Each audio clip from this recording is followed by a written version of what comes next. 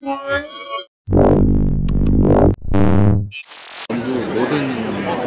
I'm Roland with Mobile Geeks, and what we have right here is the Samsung Galaxy S4 in the black version and the Nexus 4 on the left.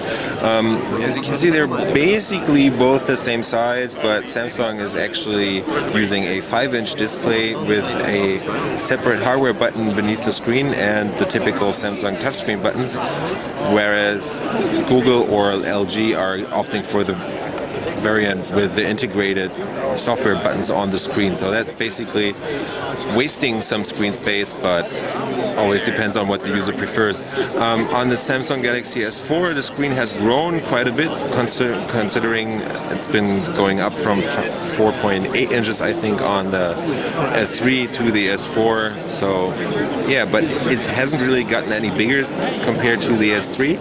But if you take the Nexus 4 and put it on top, you can see that it's only maybe like 2 millimeters longer on the S4 in the back right there. They're pretty much the same width. I think the S4 might be a tiny bit wider, but that's basically it. And from the side you can see that the S4 is a bit thinner than the Nexus 4.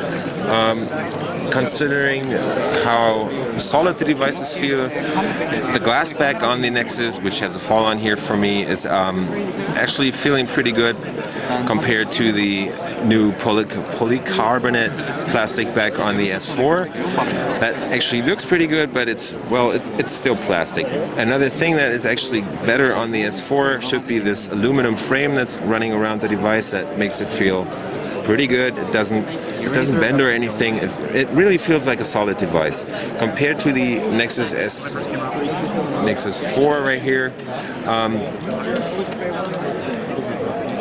The power buttons and everything else are pretty much in the same spots. So micro SD on the bottom, volume rocker on the left side,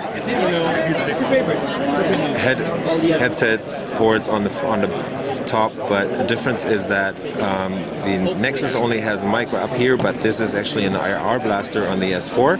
So with that you could actually use the device to control your TV. On the back we have an 8 megapixel camera on the Nexus 4 and a 13 megapixel shooter on the S4. They moved the flash to beneath the camera, so it's pretty much the same as on the Nexus 4. And yeah, the speaker also is on the bottom end of the devices. Yeah, that's just a quick look. Samsung is actually using a highly customized Android version, so this is Android 4.2.2, just as on the Nexus 4 right now. But Google is actually, or LG is not modifying the interface in any way, while Samsung is heavily investing into their own TouchWiz interface in combination with a lot of software customization. Alright, I was Roland with Mobile Geeks. See you later.